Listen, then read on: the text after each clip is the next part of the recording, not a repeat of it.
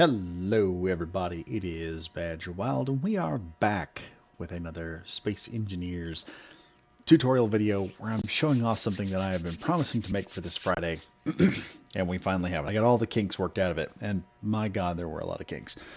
So without further ado, let's get started because you guys are probably wondering what's in the box. Yes, I know. I've got a box here. I've had a box several times, but we got a box. But what we really need to be worried about is right here. We've got 4 little enemies coming at me. And these little batteries are representing targets. So we've got 4 pirate vessels, pirate drones or something coming at our little box here. And they're not too happy. We've been stealing their gold because we had to... I need to gold plate this button over here. So they're not too happy. But what we're going to do is I'm simply going to push a button.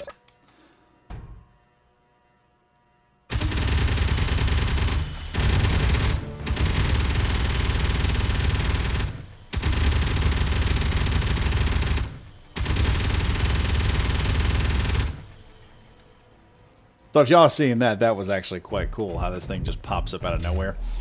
So this is the pop-up attack turret. Now there's a couple of things going on here. It works. I'm going to put this in the workshop probably so you guys can take it. All you'll have to do is just kind of pop it out into space. It will be registered as a station, but then you can see how to build this thing and how to make it work. Because there's a lot of things going on with this. Okay, there's a lot of things going on. Number one, so that this thing fits in here perfectly, we've got a half block in here. So that when this little tower folds down and into position, it kind of just sits down. Could I put this onto a ship? Probably. I would be testing the limits of Clang, but it works great as a base defense. Now, when this thing comes back, the first time I was doing this, it kept hitting on this back block section here and causing a clang effect where it would just wiggle the whole time before it would fire. So I put a secondary hinge in that would... This is actually what you're controlling. When you hit this button over here, this hinge is the one that flips back. And so what happens is, down here at the bottom, I have a set of turret controllers. These two on the outside, this is the second thing that I have implemented. These turret controllers, let's see, go into here and show y'all what's going on.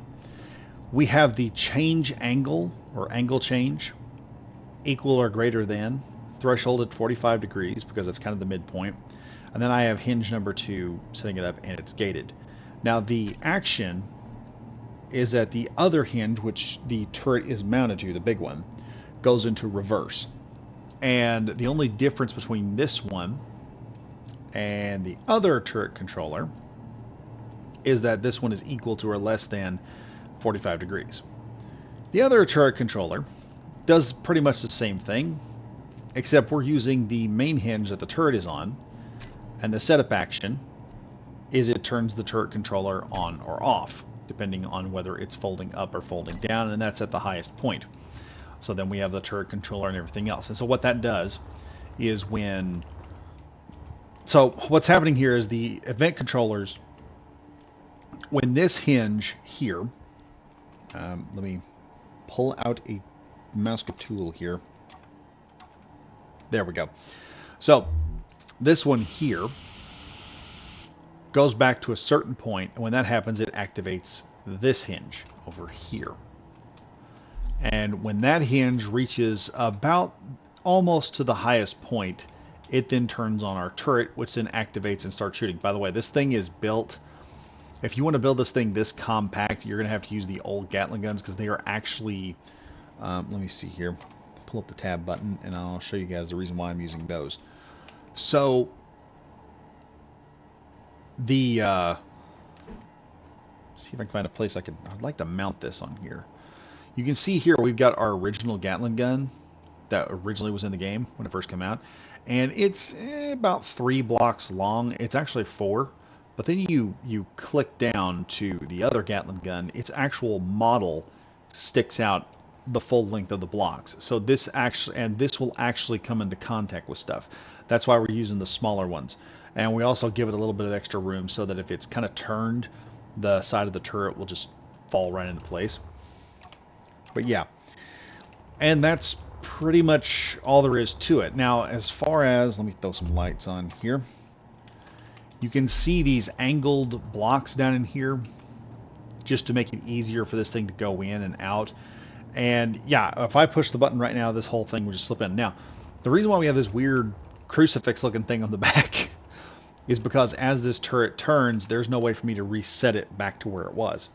So when I hit the button and this thing goes down in, it's got plenty of room for the turret, no matter what angle it's at, to slip right into place, and then those other two pieces fall right in there and just completely block it. So we can go over here and just hit this button real fast.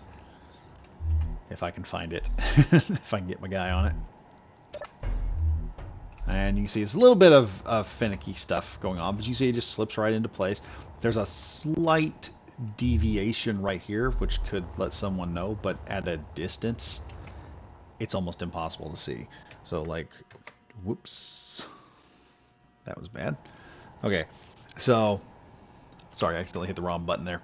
If I were to pull up the sunlight here, almost directly on it, you would not be able to hardly see that at all. And unbeknownst to some people, it's just sitting right there. And you can just push a button. You can actually set all these back hinges to a group. Another thing that I've also done is there are some instances where the turret would just like get caught. So let me go down here to this button if I can. So I've got hinge number 2 is the main red button, and then I've got hinge reverse onto the main turret hinge, which is the one that the whole turret system's mounted on.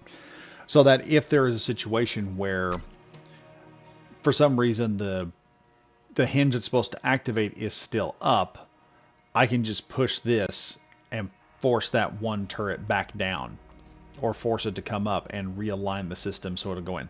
Like I said, not a bad little system. This thing just kind of turns and pops up, shoots a few things. You could set these up like right next to a building or right next to a base and just let them go to town, and they'd be kind of effective, really.